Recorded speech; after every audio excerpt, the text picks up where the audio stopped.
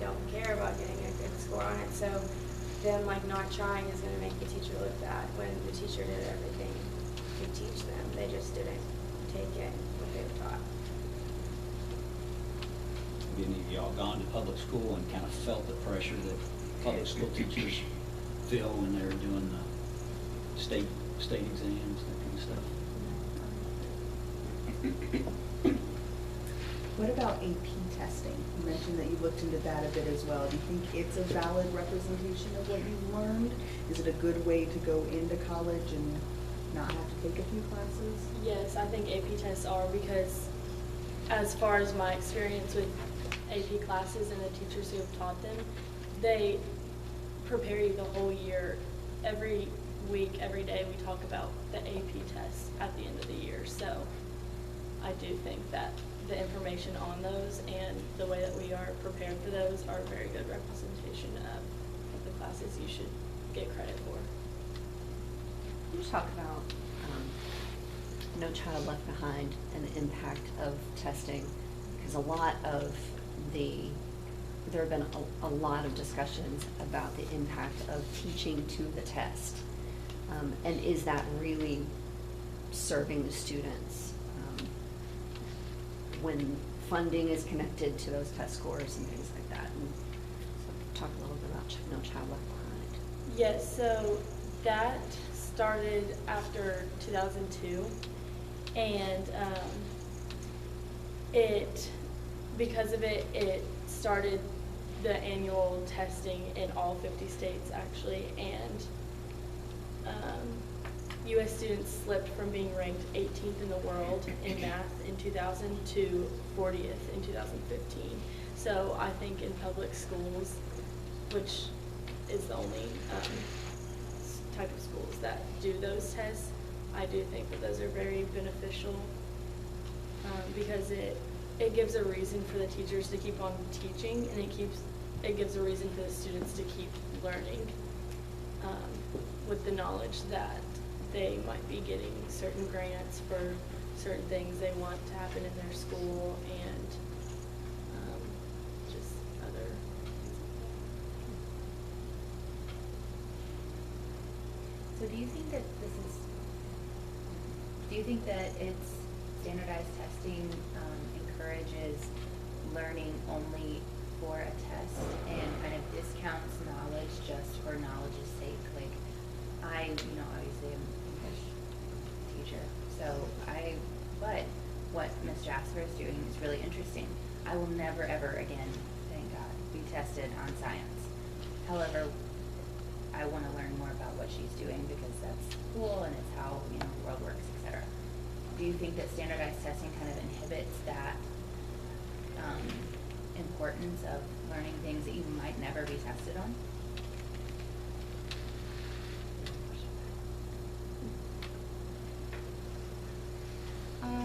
I think that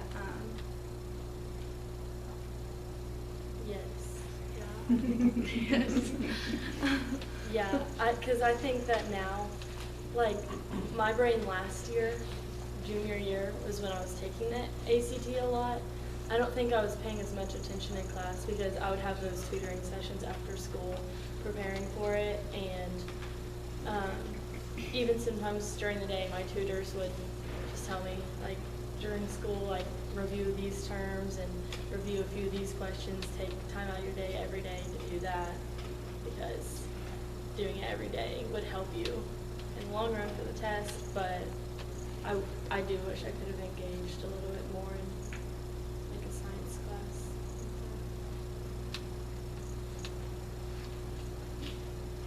You think the publicity and the culture just emphasizes too much about the standardized testing, and then things like vocational skills get pushed to the wayside? And, I mean, your students and your peers, do you feel like they get shunned if they were to think about going to a tech school or to some type of vocation rather than going to college? I think that sometimes the students that are going to like a trade school and stuff like that, they kind of do get shunned because like we all think that ACT score determines where we go to college, and that like you need to go to university to be able to pursue a career and make money, but that's not always the case. So we need people who have other skills, the trade skill to be in the world too. So it's important. How do you think most parents feel about standardized testing? I think some parents are very pushing on the ACT or SAT on their kid, which is very stressful for the kid because they're now taking the test. Their parents are pushing them harder to take the test and taking all the classes and all of that. But I also think there's some parents that weren't didn't go to college. There's parents that didn't take the ACT or SAT, and they have no clue of what their student's doing. And so it's harder for the student to take the classes and try to get a high ACT score when they've never been pushed to do that from their parents because their parents don't know any better. Yeah, also the cost of the test. So it starts at $32, and then depending on how long you wait and if you want to add on extra prep or if you want your answers back, it can go up to like $90 something. So if their child is like, oh, I need to take this test so many times to get this score to get into this school, then their parents going to be paying a lot of money for them to take the test. Personally, my dad is like really hard on me getting a good ACT score, even though he does think that it's not a good way to measure where I go to school, but it's what has to happen. So of course he's gonna push me and pay what he needs to for me to get a good grade in ACT score. So, people are going to jail over test scores. I mean, have we as a society gotten so hyper-focused on these scores and everything that's connected to them, whether that's college admission or a scholarship opportunity or prestige of just where you get to go to school? Have we just lost complete focus on what the original intent is of the test, which is to just see where the student is, what they know, where they might have strengths and weaknesses so that we can build their education plan and help them achieve. I mean, there's some craziness associated with this. Definitely, for sure. Yeah, I'm very confident that we have lost our humane ways because there's a lot of instances where people are like cheating and all this stuff, and like it's really crazy to think that that's what the world has come to, that we're really not focused on whether we're like able to test this way, but just to get into college somewhere that we really want to go. So I think that we have lost all of our ways to Did your research tell you anything, like what's the one common denominator that makes people most successful in standardized testing? successful in school or like life? No, on the standardized test, what's the key thing, the key ingredient that helps, if we were all students in a class, what would be the one thing that we would need to do well to be successful on standardized tests? Learning how the test works. Like I said earlier, all the tests are the same format, it's just different information. So the more you just go through those tests and practice them, your brain learns how to take it. Yeah. So it's gaming the test. Yes. It's not really a test of what you know Yeah, or because don't know. on the science test, like, you don't even really need to read, like, the, like, underneath the graphs and stuff, like, what it's about. It's just kind of just looking. Finding Yeah, it's just like common pointers and sense. Yeah, stuff. you don't need to know the information. It's kind of just tricks. So most of it. read an article about 2 weeks ago, a lot of small business owners, the majority of them had reading deficits, thought they were dyslexic even, but yet they're very successful business owners. And a lot of times it seems like the key ingredient, you all may have hit it on the nose, it's the test-taking strategies, but a lot of times it seems like it's just reading. If you're a good reader, you do well on the tests, on the standardized tests. But a person could be a great reader and have no social skills. So, how do we get a better balance of those two? Of reading and social skills. I think that can be reflected a lot in high school, like how much you're interacting with your peers and your teachers. But past high school, things like a speech class and more public speaking. I don't know how you would put that into a test form to be tested on your vocational skills, but something like a better, more public speaking classes. Would you like it if the colleges you apply to said, hey, we want you to come and do an interview? Yes, I would for sure. So that might be one way they could put it more in balance. Yeah. One-on-one interviews with college apps. And you can also applications. reach out and give interviews as well, but I think that should be more implemented, encouraged interviews. So currently, are there ways that you can opt out of standardized testing? Yes. What?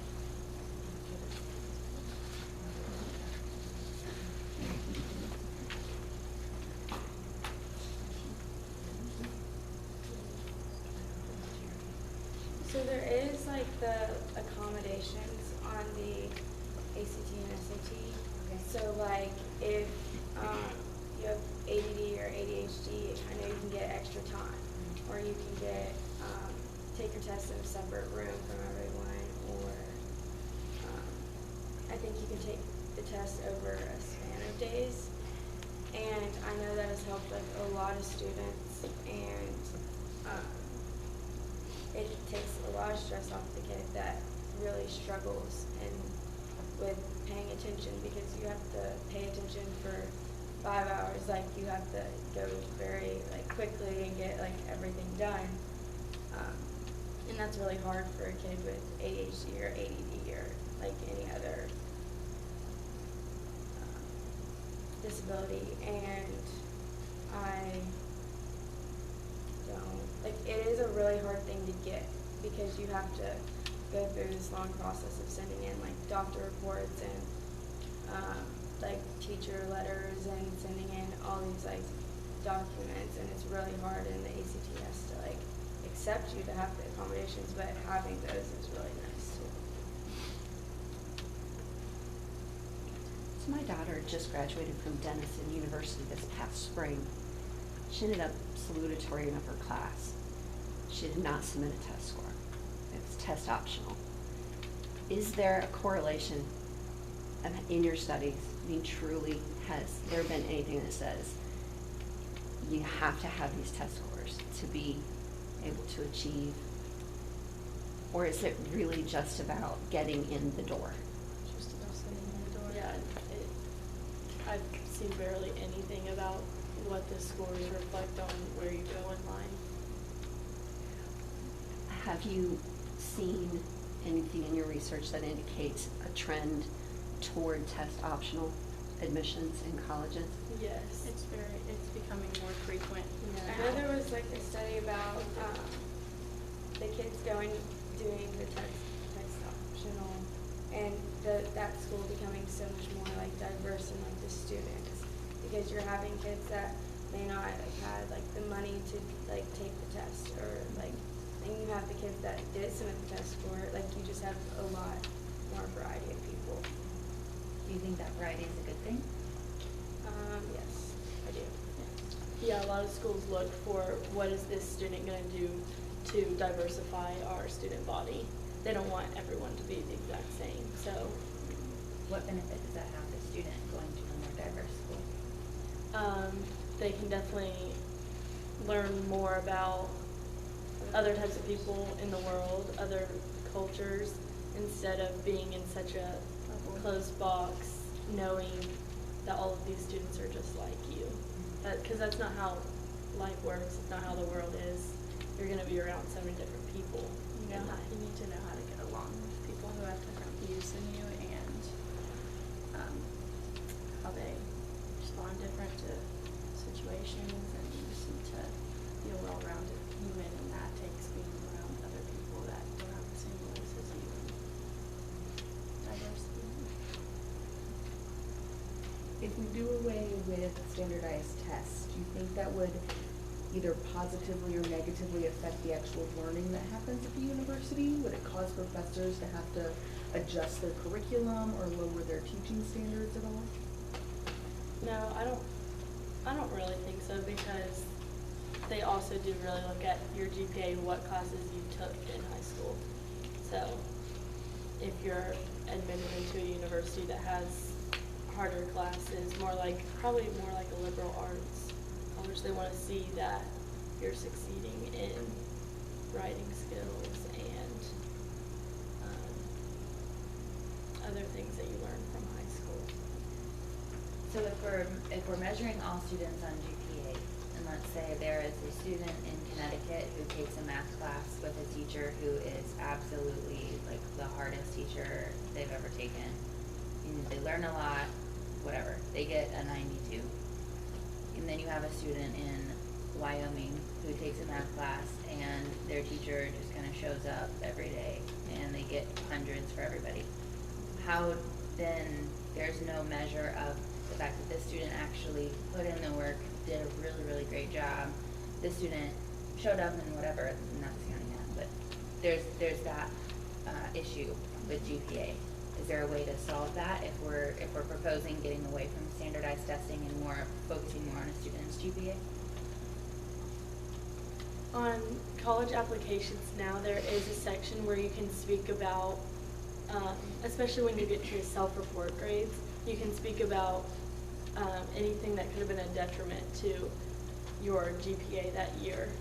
And that is mostly on the Common App, but I mean, most schools are on the Common App. So they are lenient about you submitting a writing portion on what your high school year was like, and maybe you had a death in the family and you missed a lot of school.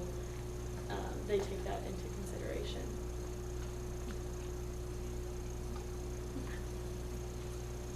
And if we do, sorry, go ahead. I also think that it can be measured through what kind of classes you take. Like, if you choose to take an AP class, you're prepared to go the extra mile and put more work in, and I think that's a good measurement too of what classmates take. So let's go just a step further, even though I know you all didn't focus on it, I'm just curious about your thoughts. If we do away with standardized testing at the high school level, what implications do you think that has further down in education? Because it's not just ACT and SAT that happens. You go into grad school, you have to take the GRE. To get into med school, you have to take the MCAT. I mean, you graduate from law school, you have to take a bar exam. To be a teacher, you have to take a praxis exam. So like, tests are embedded into our culture and our workforce. So do you think that has any long-lasting implications? I think that all of those are more subject-based and more what you are learning in those classes.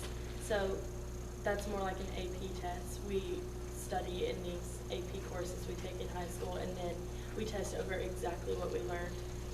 A test like an ACT or an SAT, it does give you those practice skills for how to take a test and how to use your time wisely on those tests, but it doesn't really implicate how well you are learning your knowledge or remembering your knowledge from high school to take the test.